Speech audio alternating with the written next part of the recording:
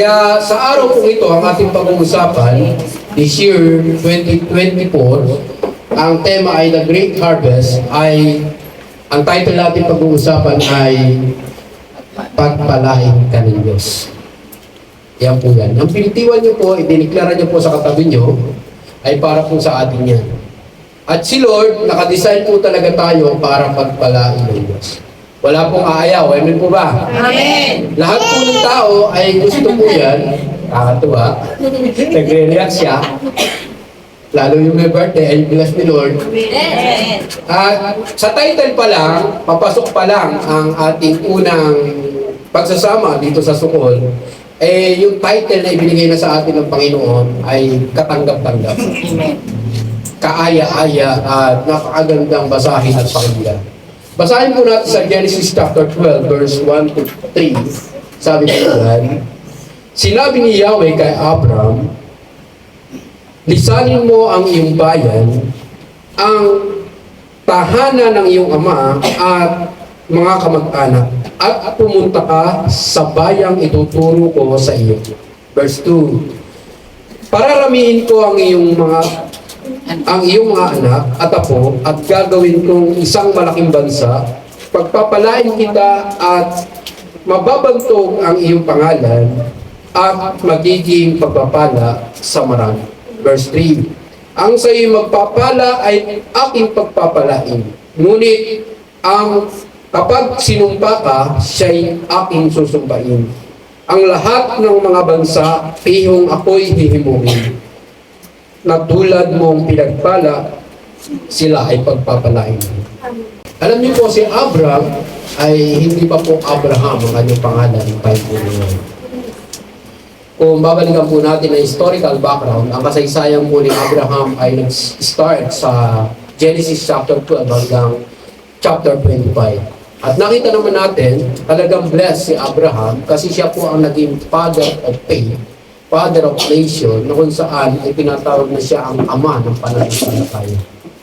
Kaya sa ating pag-aaral po ngayon, matututunan po natin kung paano po tayo talaga makakaranas ng pagpapala ng Diyos, na kung saan sa title na yan, na declaration na pagpapalain ka ng Diyos, maranasan po talaga natin. Alam ko, gusto po natin lahat yan. Kaya lang, ang tanong pa paano? Kaya kung babalikan po natin sa ating pag-aaral, sa verse 1, sabi doon, sinabi ni Yahweh kay Abram, lisanin mo ang iyong bayan. Alin daw po aalisan ni Abraham? Lisanin mo bayan. Kaya yung mensahe ng Diyos na ituturo po ng ating Panginoon sa ating lahat ngayon, hindi na kay Abraham. Tayo na po ang kinakausap ngayon ng Panginoon. Sabi po sa mensahe ng Diyos, una, ginawa ni Abraham at gagawin din po natin, dapat tayong susunod tayo sa utos ng Diyos. Yan po ang simpleng mensahe ng Diyos na napakahirap pong gawin. Totoo po ba yun? Mahirap po usap ang hindi nakikita. Amen po ba? Mahigi pa yung nakikita mo, naririnig mo, pero minsan hindi mo masunod dahil hindi mo naintindihan. Tama? Ano po yun, nanay? Ano po yun, tatay? Pakiulit nga po, hindi ko po naintindihan ang iyong salita. Pero si Abraham ay talagang audible voice ng Panginoon, ay naririnig niya ang tinig ng Diyos that time. Pero tayo, sa kasalukuyan, good news pa rin, napapakinggan natin ang Diyos through our prayer, through our Bible reading. Tama mo ba? Nangungusap ang Diyos sa bawat isa po sa atin. Kaya naman, kung babalikan po natin ang talata, sabi doon, sinabi ni Yahweh kay Abraham, lisanin mo ang iyong bayan. Mahirap kasing gawin yan. Susunod tayo sa utos ng Diyos, hindi naman natin alam ang ating susundin. Pero sabi kay Abram, na ngayon ay Abraham, ginawang Abraham, kaya pagka po tayo ay talaga nakakilala sa Panginoon, tumanggap sa Panginoon, nababago po ang ating pangalan. Sabihin niyo po sa katabi niyo, nababago ang iyong pangalan. Nababago ang iyong pangalan. Nababago ang iyong buhay. Nababago ang iyong buhay. Sabihin niyo po sa katabi niyo, totoo ba? Totoo ba? Di ba? Dati walang bro, walang sis. Di ba? Totoo. Pero ngayon, nararamdaman natin pag tinawag kang brother baby, ramdam na ramdam. Pagka tinawag kang sis, sir, talagang ramdam mo na ikaw ay pinagpala at ramdam mong anak ka ng Diyos. Dati, ibang pangalan. Minsan, binabansagan ka pa ng hindi ka tanggap-tanggap at nagagalit po tayo, nakasap po tayo, napipikon po tayo. Pero ngayong araw po ito, maliwanag ang utos kay Abraham na dapat niyang sundin. Sinabi ni Yahweh kay Abraham, lisanin mo ang iyong bayan. Ano ba ang bayan? Minsan, ang pagkakaintindi lang ng tao sa bayan ay isang bansa o isang lugar. Pero ang bayan na pinaiiwan kay Abraham ay hindi po ganon kadali iwanan. Ito po ay katumbas ng isang relihiyon. Isang nakagisna na kultura at tradisyon at lahat ng kanyang natutunan doon ay parang hindi niya na mababago sa kanyang buhay. Pero, saan ka man ang galing? Pinaiiwan sa iyo ng Diyos. Pinaiiwan sa iyo ng Diyos. Marami tayong pinanggalingan. Maaaring iba't iba tayo ng kinagisnan. Simbahan man yan o anuman sa ating mga magulang o kultura, sabi diyan, lisanin mo ang iyong bayan. Ang bayan ay simbolo na kung saan nakalagay ka sa isang lugar na yon na pinaiiwan sa iyo. Nawa naiintindihan po natin ang iba hindi makali sa kanilang relihiyon. Ang tanong, natagpuan kaya nila ang Diyos doon? Nagbago kaya ang buhay nila sa lugar na yon?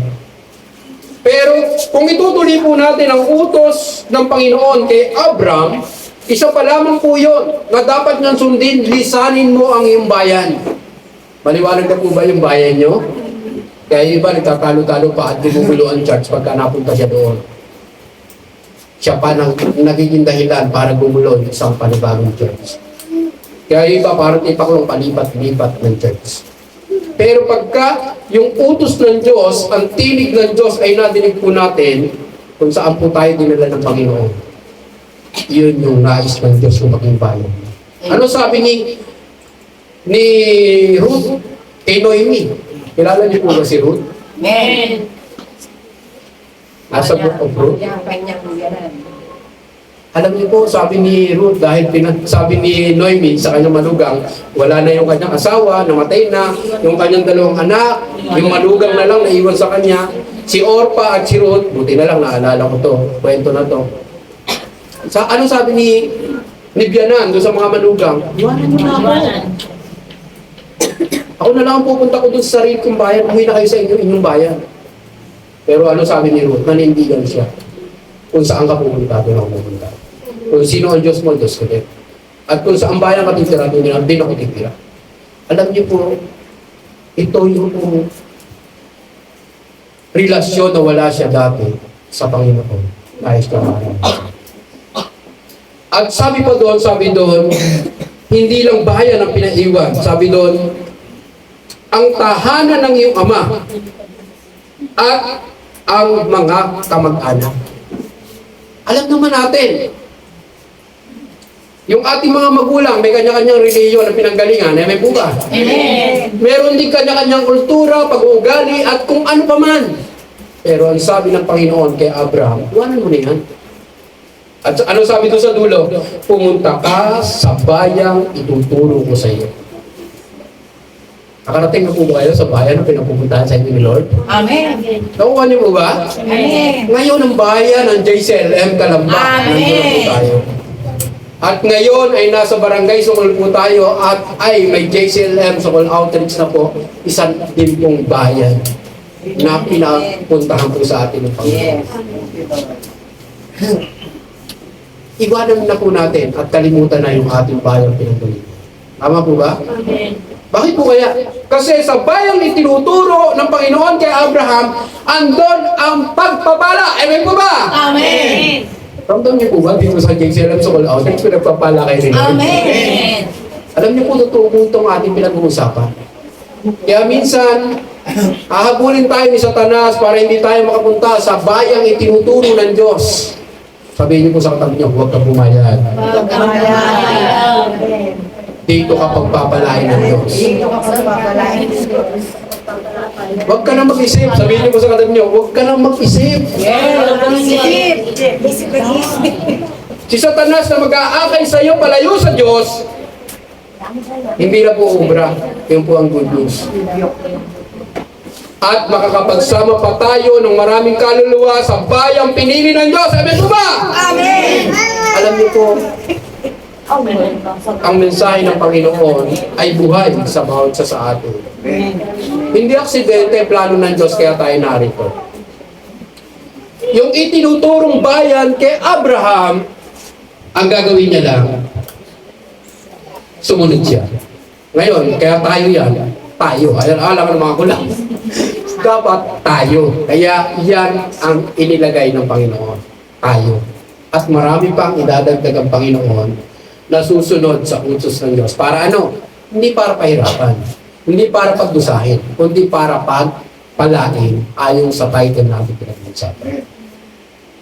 Gusto niyo po ba tayo lang ang pagpalain, Lord? Alam ko, hindi kayo papayag. May mga asawa tayo, may mga anak tayo, may mga apo tayo, may mga kamag-anak tayo, may mga kaibigan tayo, at marami pang iba. Pero sa araw pong ito, nasa sa inyo po yan kung madali nyo magagawa o mahihirapan po kayo. Magdidesisyon po tayo sa pagsunod sa ating Panginoon. Na kung saan kapag nagawa po natin yun, mag-uumpisa na po talaga ang tunay na pagpapala ng Panginoon sa atin. Bago po ako marating dito sa Sukul, tinitingnan ko at pinagmamasdan ng aking pinagdadaanan. Maraming tao abala. Hindi ko alam kung saan sila abala. Pero tayo na nagnais na pumunta dito sa dawain ng Panginoon, simbolo ng isang bayan na pinapupuntahan sa ating ng Panginoon, itinuturo ng Panginoon. Alam po, ramdam nyo ang pagpapala. Kaya naman, si Ruth, kung nabasa po natin yun, talaga blessed po siya. Siya ang pinagmula ng lahi ng magigiting na tao. Nakita naman natin na lumabas si King David, down to our Lord Jesus Christ. Si Noemi ay naging ninuno ng ating Panginoong Jesucristo. Malay nyo, baka kayo po ang maging paraan ng Diyos para yung mga next generation po natin, 1,000 saling lahi ay pagpapalain ng Diyos. Gusto niyo po ba yun? Kaya lang pag tumalikod tayo sa paglilingkod at pagsunod sa Panginoon, 4 na saling lahi ay magsasatra sa sumpa ayon sa salita ng Panginoon. Bagamat ang ratio ay hindi bagay sa mga makasalanan at nagkakasala at hindi sumusunod sa kalooban ng Diyos, 4 na saling lahi lang po ang magsasatra ng sumpa. Pero sa mga sumunod sa Panginoon, naglingkod sa Panginoon, 1,000 saling lahi po ay pagpapalain ng Diyos. Sabihin niyo po sa katabi niyo, gusto niyo ba ito? Gusto mo ba yun? Gustong gusto. Tuloy-tuloy lang. Sabihin niyo po. Tuloy ka lang. Alam niyo po, marami pa rin dumadaan sa opposite po ng pagsunod. Ano ang opposite ng pagsunod? Pagsuway. Marami pa rin po sumusuway sa kalooban ng Panginoon. Bagamat alam ng tao na ang Diyos ay makapangyarihan, ang Diyos ang may likha ng lahat ng bagay sa mundo pati buhay ng tao, pero si Satanas hindi kasi papayag na madali mo makuha yung title natin pinag-uusapan. Hindi siya papayag na madali kang makapunta doon sa bayan na itinuturo ng Diyos. Ang gagawin ni Satanas, padadaanin ka sa ilang, ililigaw ka niya, parurusahan ka niya, papatayin ka niya, dadayain ka niya, pagnanakawan ka niya, at makikita mo ang iyong sarili, nasa worst na kalalagayan. Kaya, tingnan po natin, si Abraham ay naranasan ng pagpapala ng Diyos. Why? Yung unang mensahe ng Diyos, ginawa niya. Kaya sabihin niyo po sa katabi niyo, gawin mo na. Gawin mo na.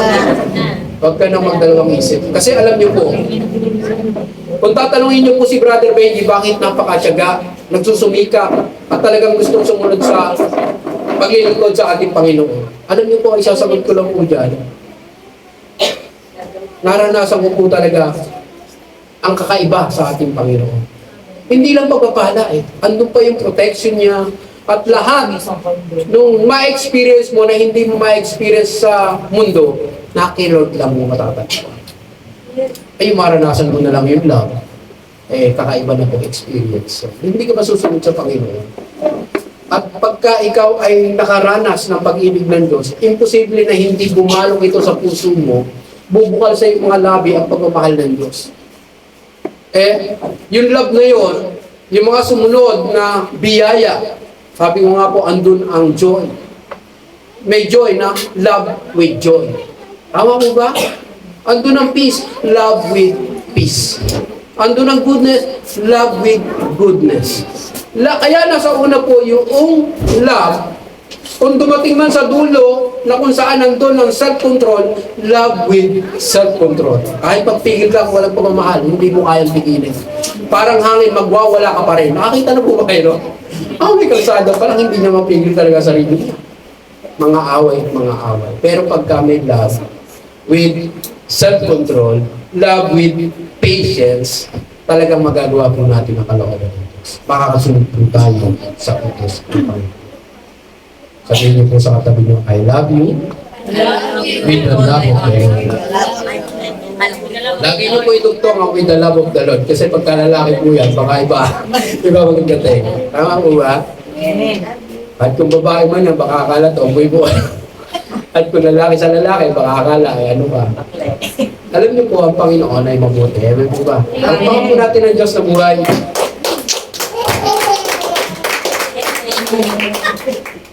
Mga kapatid, tanong lang. Nakuha niyo ba yung mensahe ng Panginoon? Amen. Alam niyo po, ano man ang gawin ni Satan na pandaraya po sa atin.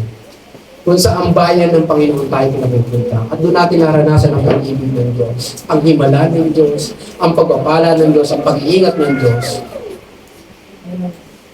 Bilang kapatid sa Panginoon, huwag na po kayong umalis. Pakiusap lang sa lugar na kung saan kayo pinupunta.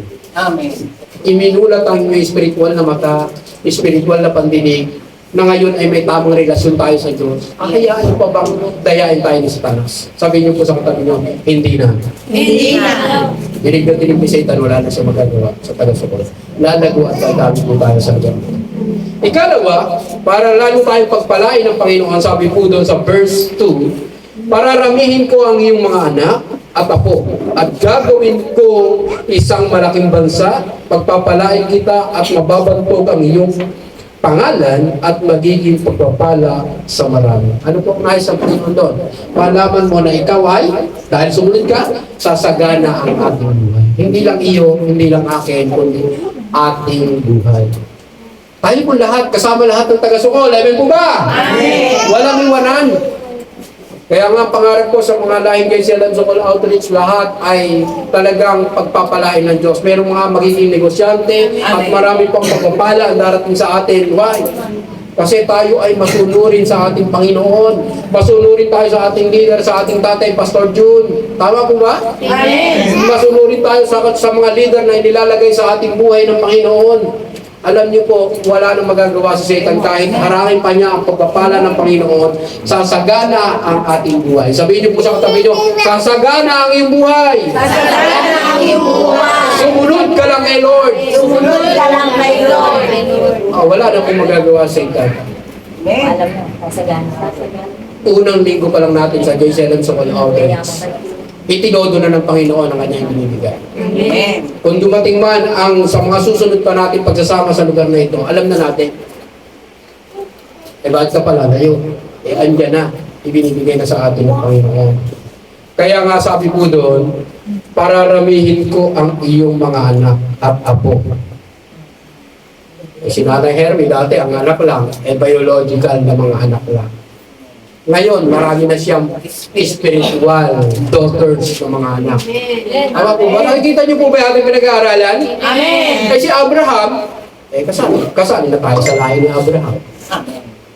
Ika, na kung saan sinabi ni Jesus Christ kay Zacchaeus, nang isinasauli ni Zacchaeus yung kanyang mga maling yung kanyang mga kasalanan ginawa, dahil siya ay BIR tax collector. Sabi niya sa ating Panginoon sa Kristo, kung ako man ay may nadaya, at kung ako man ay nakapagnakaw, isasauli ko lang 100 ibayo, o 10 na lang, baka sumobra ako.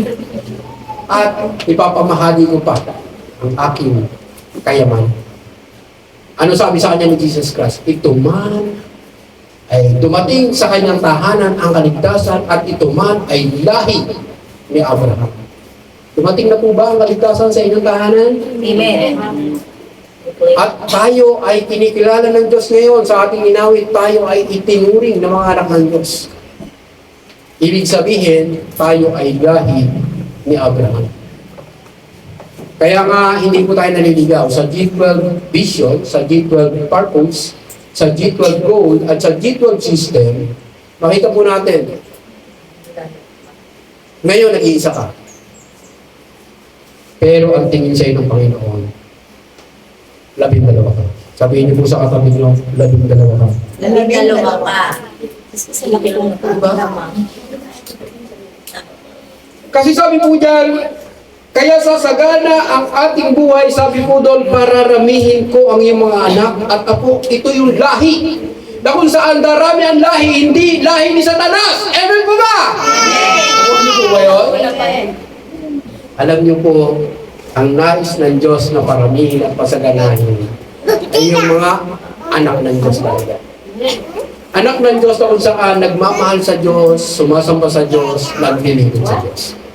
Kasi maraming tao po ngayon yung tatlong bagay na yun, hindi maibalik sa Panginoon. Eh bakit ba nilikhalin ko sa tao? Yan ang big question. Para lang ba mabuhay sa mundo nito? Para lang ba magtrabaho? Para lang magpakahirap sa mundo nito? At gawin lang ang gusto niya sa buhay niya sa mundo nito? Hindi po. Yung tatlo ko lagi binabanggit na ipinaunawa sa akin ng Panginoon. Kaya tayo nilikha ng Diyos ay para mahalin siya, number 1. Sambahin siya, number 2. Paglingkuran ng Diyos. Kaya nga yung una, para tayo ay pagpalaan, yung salitang sumunod. Sa ibang salita ay paglilingkod. Pag salitang sumunod, paglilingkod ko yun. Huwag po natin kalimutan. Alam nga naman sumunod ka, hindi ka naglingkod. Lahat ng sumunod, naglingkod. At pag ikaw ay sumunod at naglingkod, alam mo naman, ang Diyos ay nakatunghay. Nakikita ang lahat ng ating ginagawa. Walang natatago, walang nalilihim. Palit-lita ng iyong ginagawa, sabi salita ng Diyos, hindi nawawala ng katunayan. Lahat ito ay merong ibalsing kapangyarihan. Kaya lang doon sa mga mali nating gawi at kasalanan at mga pag-uugali, tandaan po natin, ano man ang ating ginawa, harap tayo sa hukuman ng Diyos. Kaya naman napakasarap maranasan kung saan iniaalok sa atin ng Panginoon katulad kay Abraham, pasasaganain ang ating buhay. Doon pala sa una solve ka na sabi doon, pararamihin ko ang iyong mga anak at apo. Eh doon pala, ang dami kayang baog. Marami nag-aangad ng anak pero hindi magkaanak. Tama po ba? Amen. Pero sa Panginoon, si Abraham at si Sarah ay wala pang anak that time.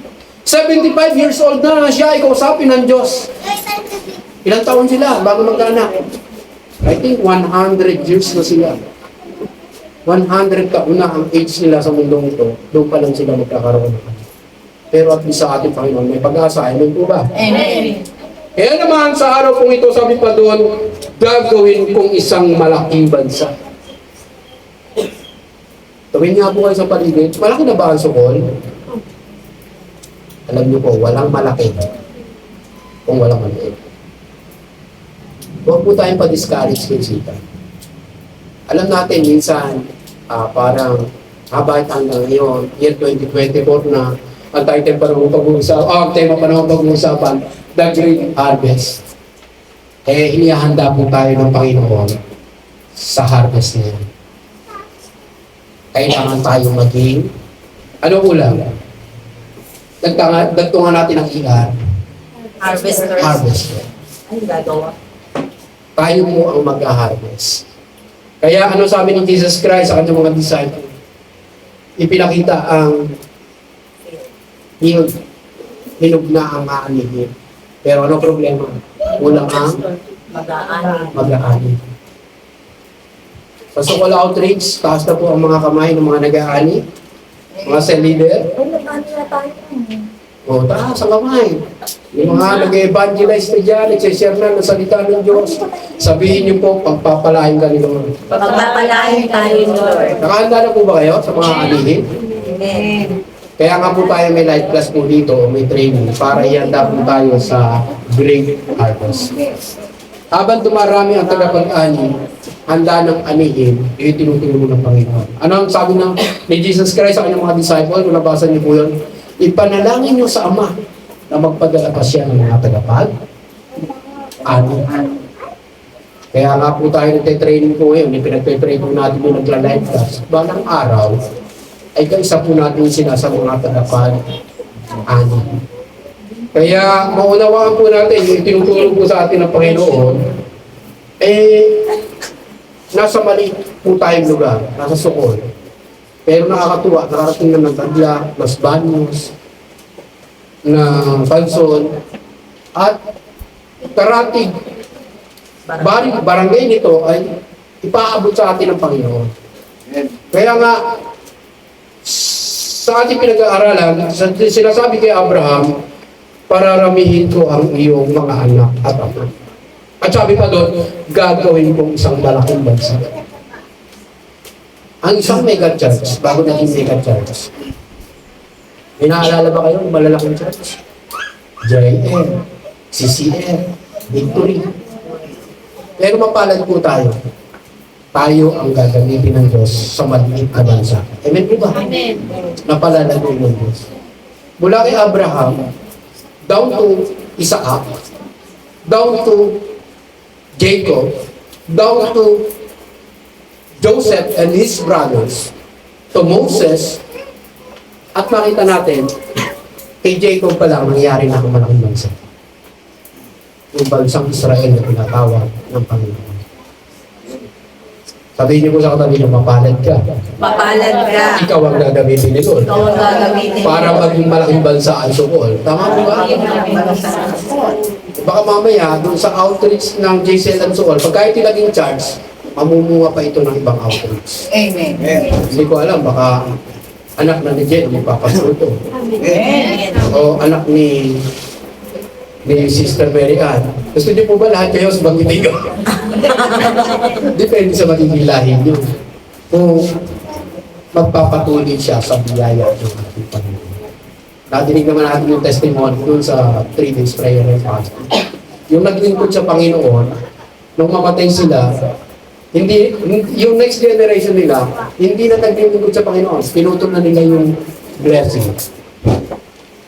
Pero tuloy-tuloy pa rin yung blessing doon. Pero ang worst doon, yung next generation, tuloy-tuloy pa rin ang blessing doon. Napakaganda ng pangako nila. Isa yung mensahe nila. Baka matagal-tagal pa yung blessing sa lahat nila. Kaya lang, kawawa naman. Alam niyo ko, ang nakita ko sa Bible, nabasa ko. Gusto niyo po ba? Sige. Para hindi kayo madaya ni Satan.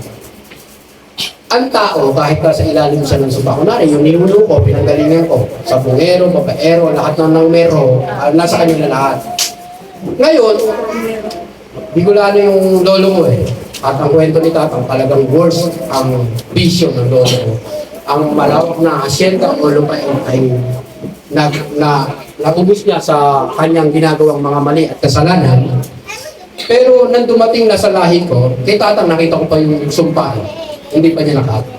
Na ako'y tumanggap sa ating Panginoon sa Kristo at naglingkod ako sa Panginoon. Naputol yung sumpa niya. Pinagpala ako. Ngayon, ang gawa ng Panginoon hindi natatapos sa aking buhay. Ngayon, may 3 na akong anak.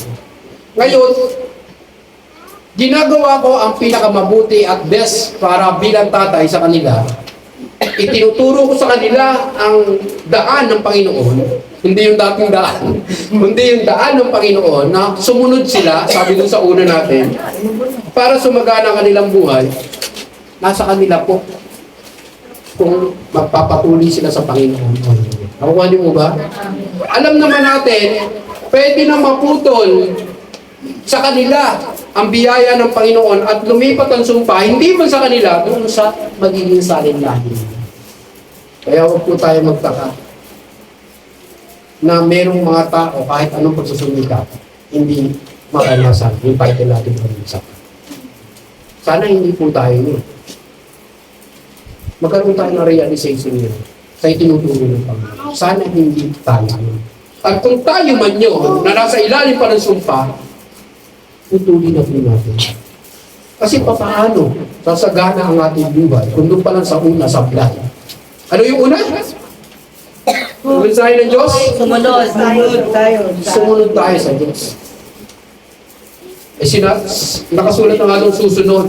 Wala nang option yun. Susunod ka. Sumunod talaga tayo sa ating Panginoon.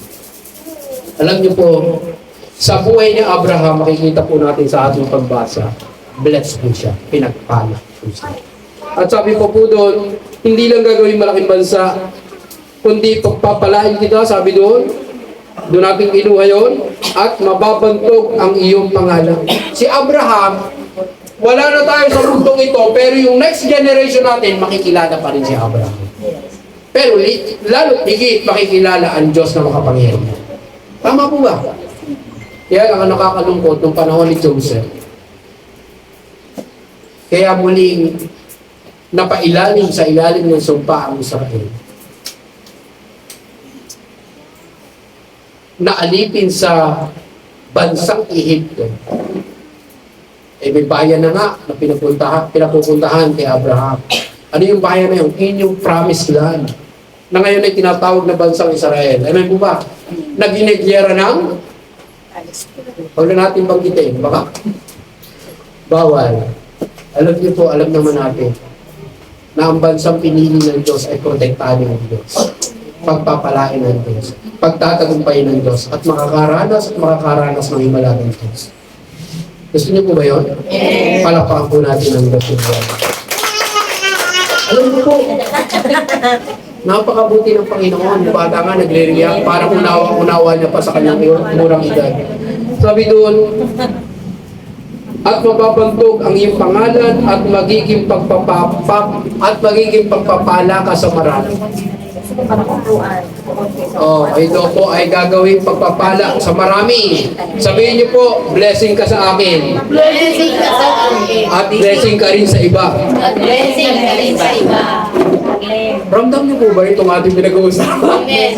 Ayaw, pero I pray na talagang sabi ni Lord kay Abraham, ay gaano katindi yung imagine na natin yung sasaga. Pero pagka yung brother baby, parang hindi naman mangyari-yari sa buhay ko yan. Alam niyo po, depende sa inyong pagtitiwala. Depende sa inyong pag-asa. Depende sa inyong pananampalataya sa ating Panginoon. Kaya nga tinawag si Abraham na father of faith. Kasi ang puhunan lang niya, ano? Pananampalataya. Ano ang pananampalataya? Ang pananampalataya ay yung mga bagay na hindi pa nakikita, ngunit alam mong darating sa iyong buhay. Amen. Kaya lang, ang tanong, nasaan na ang iyong pananampalataya? Gano'n na kalaki at gano'n na kaataas ang antas ng iyong pananampalataya? Sabi doon, maging kasi liit man lamang ng buto ng mustasa ang iyong pananampalataya. Ang bundok ay kaya mong palipatin sa dagat. Ano ibig sabihin doon? Ang pananampalataya mo ang mag-work doon sa nais mong mangyari na hinihiling mo sa Panginoon. Tama po ba? Iniisip mo pa lang, nagkakagulo na sa langit ang mga angin para ipadala sa iyo ng Panginoon ang mga bagay na nilalaman ng iyong kaisipan. Paano kung nasa puso mo pa? Hindi na mag-aatubili ang Diyos para ipagkaloob sa'yo. Kaya lang naman talaga wala. Babalik tayo sa number 1. Faith without action is Dead. sabihin niyo po sa katabi, huwag mong hayaang umatay ang mustasa. Ang mustasa. Life is all about faith. Sa totoo lang po, live with faith. Mamuhay tayo. We are living by faith. Na kung saan ang faith na ito ang ating puhunan sa ating buhay. Sabihin niyo po, may negosyo ka? May negosyo ka. Samahan mo ng pananampalataya. Samahan mo ng pananampalataya. Alam niyo po, nakatingin lang ang Panginoon sa ating puso. Na kung saan, diyan nakatanim ang pananampalataya. Alam ni Lord kung yan ay mamamatay, tutubo, lalago, mamumulaklak, mamumunga. Nang ilan? Sabi doon, sa salita ng Diyos ng 30, 60, at 100 ibahagi. Nasa sa atin po yun. Kaya nga po si Abraham, kung hindi po siya tumugon sa panawagan ng Diyos, hindi niya sinunod ang utos ng Diyos, papaano niya mararanasan ang mga po? Nagkakaintindihan po ba tayo na hindi siya alam sa wala tricks? Amen. Alam niyo po, ang Panginoon ay mabuti. Si Brother Benji po ay, siyempre, nagpapasalamat po ako sa Panginoon kasi ako ginagamit niya. Mahirap po ibahagi sa inyo yan kung hindi ko po naranasan po lahat yan. Yung sumunod at yung pinasasagana ang aking buhay. Abay, kung babalikan ko po ang aking buhay, testimony lang. Nasa Nueva Ecija po ako, General Tino, Barangay Concepcion, General Tino, Nueva Ecija, Philippines. Buong po yan, ha? Ang buhay ko po doon ay puno ng paghihirap, pagdurusa. Ang aking kinakain at kinubuhay ay dugo at pawis. Bakit po dugo at pawis? Kundi sa anihan ay makikigapas, o sa taniman makikitanim, makikigapas, makikisaka. Pag wala na, merong mga punong kahoy sa Sierra Madre, iba-iba ng mga igigalagers, kami ni Tatang at ng kapatid kong lalaki ay tagalagare. Yung burdoon o mga troso ay ginagawa namin 2 por lapat. At natuto ako mag-compute, kaya ako'y mathematician. Kung paano ko computein mula doon sa unahan hanggang sa dulo ng troso, pag nakalusod ka doon, may pera ka na. Yun po ang trabaho po namin. Kaya yung muscle ko ay pwede ng pang-boxing. Kaya mahilig po ako sa sports na boxing. Alam niyo po, nanalangin po ako sa Panginoon. Kahit linggo, pinagtatrabaho ako ni Tata. Kahit napilay ako sa basketball, parang basketball player. Nag-cutting classes po ako na ako'y 4th year high school na. Minsan lang ako gumawa ng mali. Pinilayan ako agad. Masalo ko ng kalaro ko. At kahit ako'y pilay, pinaglalagari pa rin ako ni Tata. Alam niyo po, ang hirap ng aking buhay ng nakakalimutan. Hindi ko pa kilala si Lord, pero nilola ko kasi malapit sa Panginoon. Religyosa siya. I-believe o Protestant ang aming religion sa Nueva Ecija. O, alam niyo na, yun yung bayan ko dati. Ay, ginagay na pala ako ng Panginoon. Bata pa lamang gusto na akong patayin ni Satan dahil ako ay masasakitin noong ay bata pa. At ewan ko kung na-istorya ko na sa inyo, naturukan ako ng doktor ng maling gamot at muntik nang umabot sa utak ko yung gamot at nangingitin na ako. At mamamatay na daw ako. Buti, andun pa yung doktor, natawag na nagawa ng paraan. Kaya ako yung buhay pa. At nasa inyong harapan. Ito ang pagpakan po natin ng Diyos na buhay. At ang karugtong puno ng kwento ko, ako ay talagang gusto ko every Sunday makasimba sa Panginoon. At alam niyo po, niloon po Panginoon.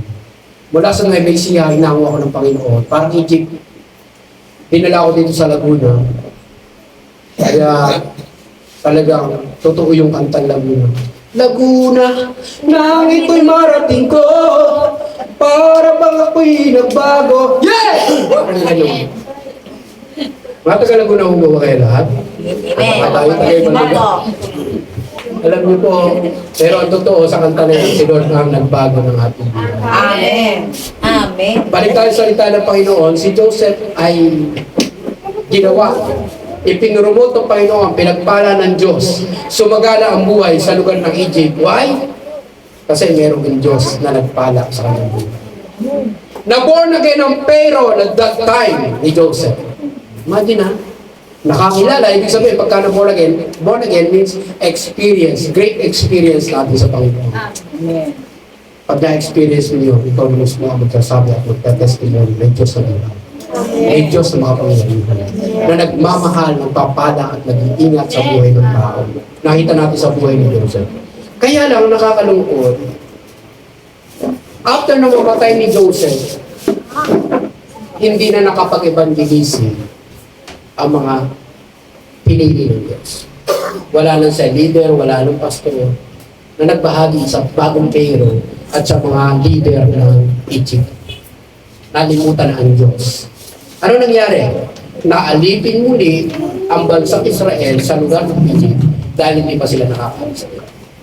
Anong plano ng Diyos kay Abraham? Pumunta doon sa promise land. Kaya generation by generation, yung pangako kay Abraham, ipinangako kay Isaac, ipinangako kay Jacob, ipinangako sa next generation, hanggang sa generation po natin ipinapangako ng Diyos, ay huwag po natin hayaan mabalwala. Why?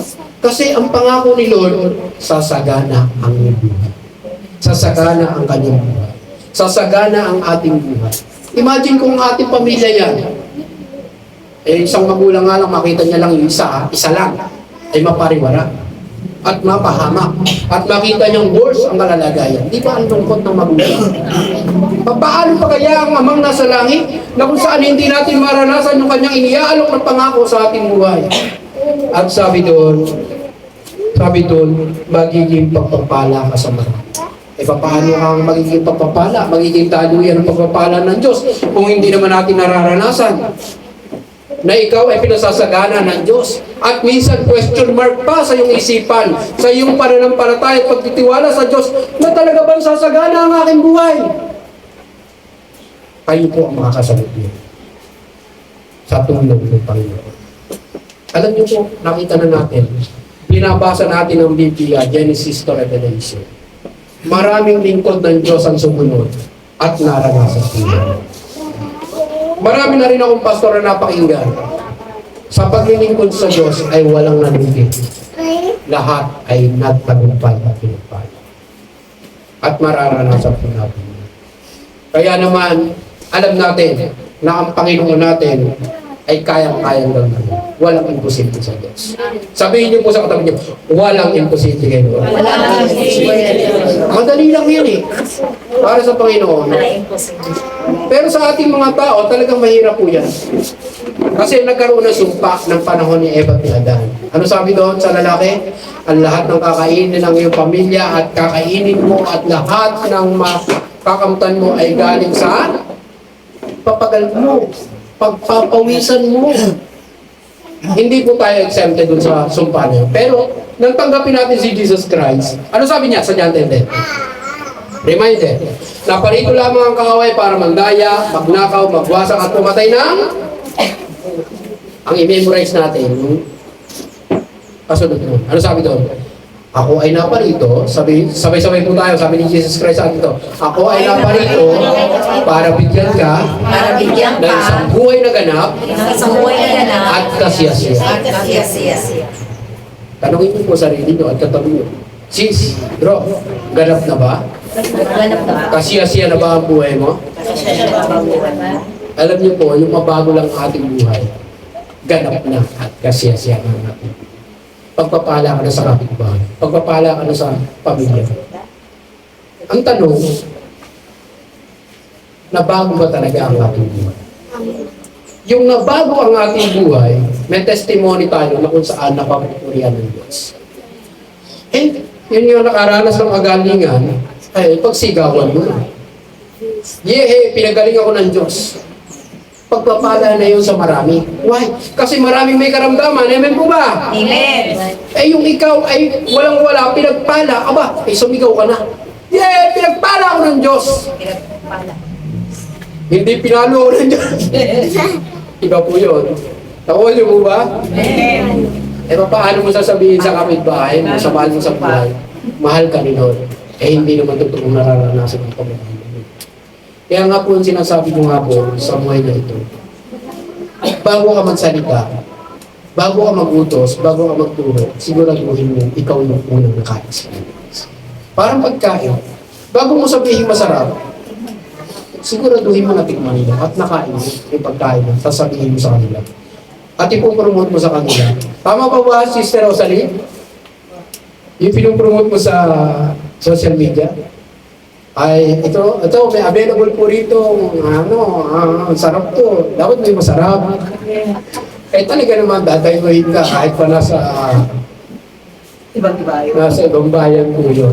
Nakuha niyo po ba? Amen. Paano natin ipagsisigawan na tayo pinagpala ng Diyos kung hindi pa rin natin mararanasan? Ang tanong, paano nga ba tayo pagpapalain ng Diyos? Question mark pa rin po ba sa inyo?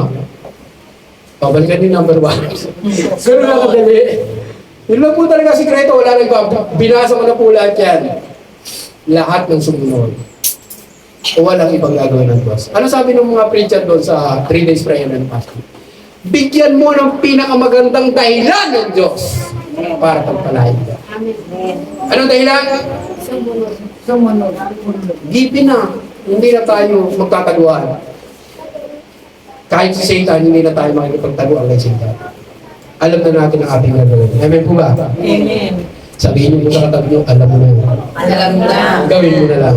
Gawin na. Pangatlo, sabi po dito sa verse 3, ang sayo'y magpapala, ito po, live verse ko po ito, ay aking pagpapalain. Ngunit, kapag sinumpa ka, sila'y aking susumpain. Ang lahat ng mga bansa, pihong ako'y hihimukin. Lahat daw ng bansa, pihong ako'y hihimukin. Si Lord, malamang marami nang sasamba, maglilingkod, magmamahal sa Diyos dahil may nakita ang kapwa natin ng malaking ginawa ang Panginoon sa ating buhay. Sabi doon, natulad mong pinagpala, sabihin niyo po sa katabi mo, natulad mong pinagpala, ano yung daliri? Turo niyo siya, natulad mong pinagpala, Natulad ng pinagpala. sila ay pagpapalain. Binubusog tayo ni Lord, eh. Ano ba? Amen. Alam niyo po, habang binubulay-bulay ko po ito, ano yung pangatlo? Hindi mo pa nagwawa. Ayan, sa atin ang Diyos. Abay, matindi po yan. Si Abraham, habang nabubuhay, sumasa kanya. Oo, nakasunod ka, naglilingkod ka, ginagawa mo ang lahat para sa kapurihan ng Diyos. Sabihin niyo po sa katabi niyo, kulang. Kulang. Oo, sumagana ka, nasa iyo na ang lahat. At kinakanta mo pa, nasa akin na ang lahat. Pero kung wala, sabihin niyo po, kulang pa rin. Kulang pa rin. Dapat, maranasan pa rin natin ang pangatlo. Na naranasan ni Abraham, sabi diyan, sa atin ang Diyos. Kapag wala ang Diyos, aminin natin, sabi salita ng Diyos. Without God, we can do Laki. aminin natin, wala talaga tayong kwenta, walang halaga ang ating buhay. Ano man ang aspeto ng ating buhay, walang saysay, walang kwenta, kung wala ang Panginoon sa ating buhay. Pero sa Philippines, Alam natin na kaya ang JCL Soul Outreach ay nakatatayo. Palalaguin ng Diyos.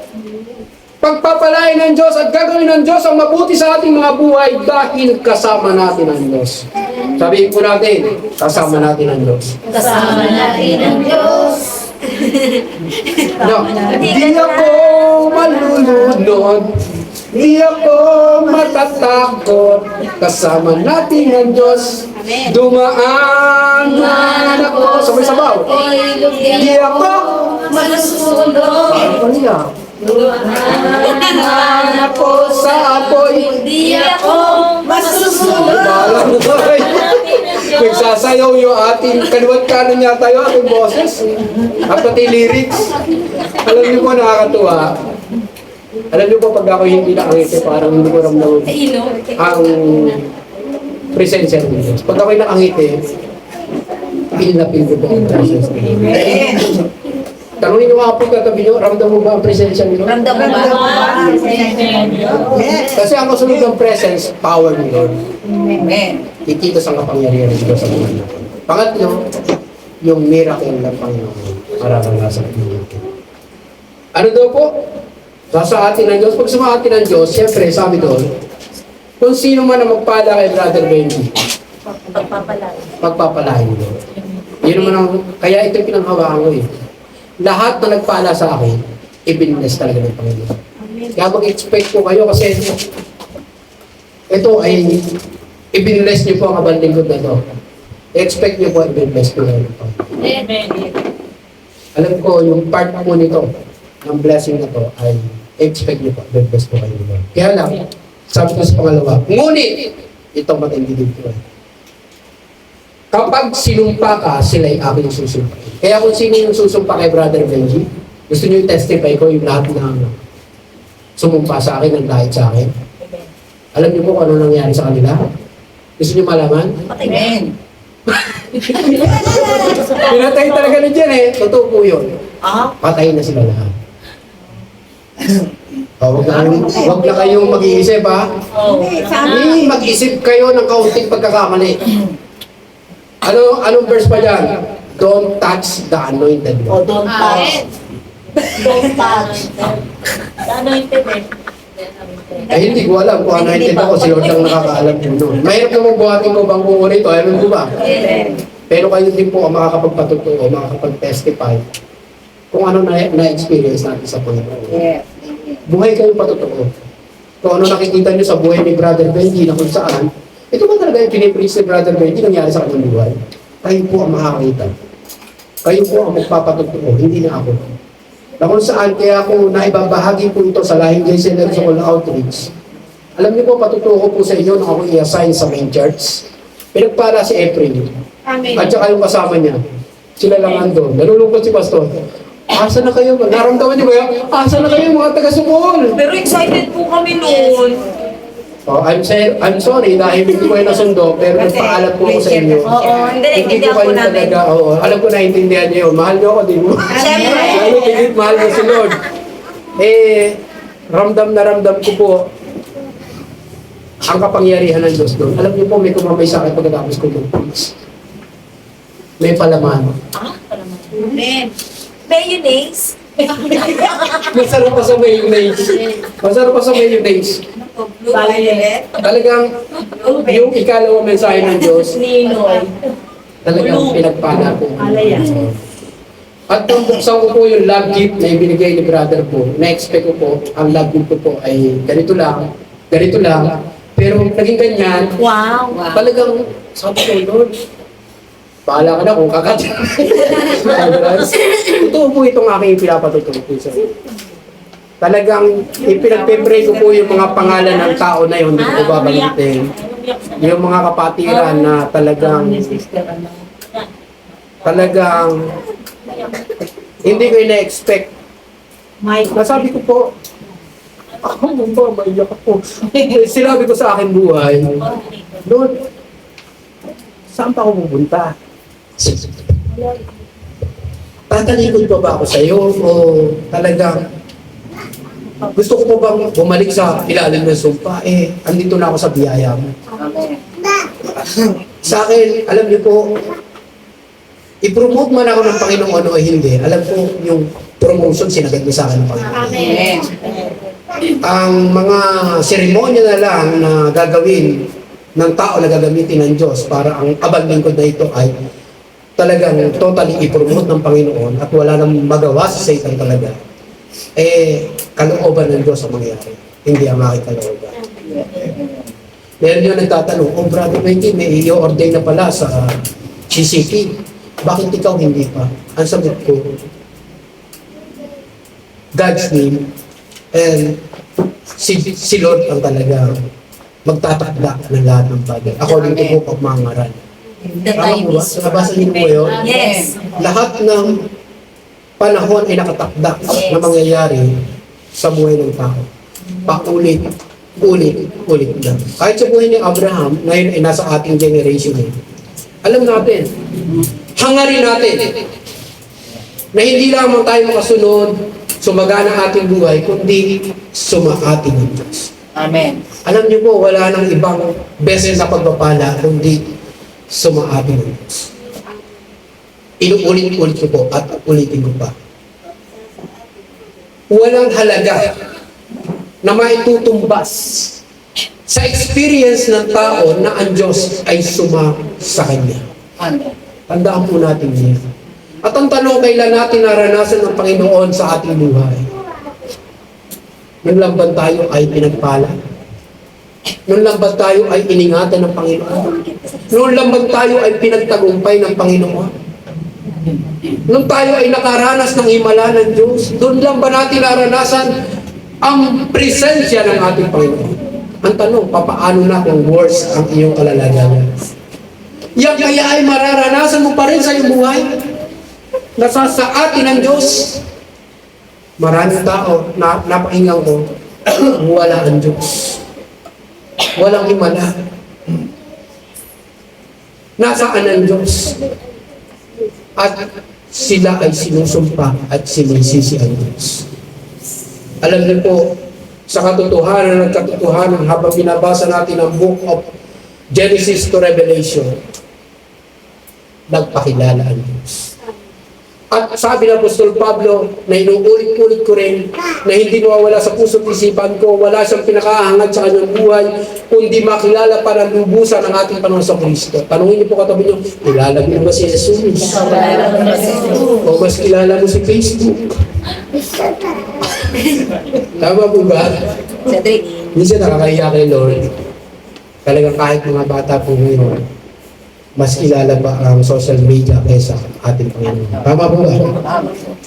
Eh, paano po yung pangatlo na yan? Huwag po tayo titigil sa una, huwag tayo titigil sa pangalawa, kundi puntahan natin yung next level and to the max na ma-experience natin din. Tama po ba? Amen. Ang tunay na pagpapala ng Panginoon ay yung naabot mo yung dulo. Natatlo lang naman po si Brother Benny, alam po ba? Yan po hangarin po natin. Lahat po ng tao na isinilang sa mundong ito, mula pa sa sinapupunan ng kanyang ina, ay kung magbubulay-bulay siya, magbumuni-muni siya ng kanyang buhay, kung babalikan niya yun, magpapasalamat siya sa magulang niya, ano man ang na-experience niya sa kanyang pamilya, magpapasalamat siya sa Diyos. Why? Kasi buhay siya. Magagawa pa niya, sabi nga kanina, magagawa pa natin. Sabi nung kumakanta kanina, MC Doco, yung worship kanina sabi, may buhay pa tayo. Kaya pa natin gawin yung dapat po natin gawin. Tama po ba? Kaya pa natin sumunod, kaya pa natin ma-experience sa magalang ating buhay, at ang dulo, sabi doon, sa ating ang Diyos. Paano po ba yun? Sabi doon, sila'y aking ang lahat ng mga bansa, pihong ako'y hihimukin. Alam niyo po, hindi na po kayo mahirap maging bahay. Pag nabagong buhay niyo, pinagpala kayo ni Lord, pinagtatagumpay kayo, magtatanong na sila mismo, saan ka ba napunta pag linggo? Saan ba yung cell group na yan? Sila na po ang magsasabi.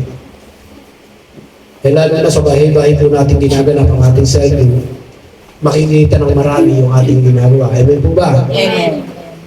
At makikita po nila na tayo ay tunay na pinagpapala ng ating Panginoon. Amen. Alam niyo po, sa pagtatapos po ng mensahe sa Genesis chapter 12 verse 4, bababa po yan, sabi po dyan, basahin po natin, sabay-sabaw. Sumunod na si Abraham sa mga utos ni Yahweh. Ayun, naging Abraham na pero Abraham pa rin po yan. Sumunod nga si Abraham sa utos ni Yahweh.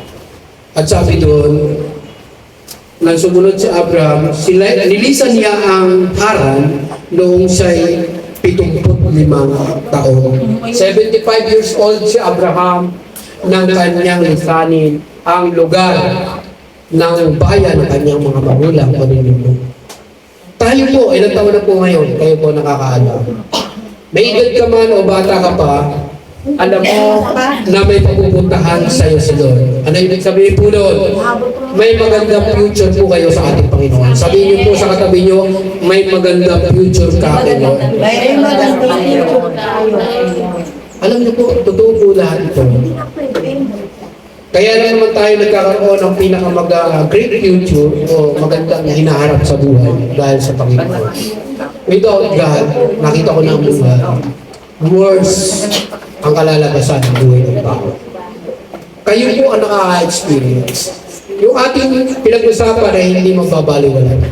Marami ng lingkod ng Diyos ang naka-experience po niyan, hindi sila lugi. Sabihin niyo po, hindi ka malulugi. Hindi ka malulugi. Sumunod ka lang. Sumunod ka lang. Pasasaganain ka ni Lord.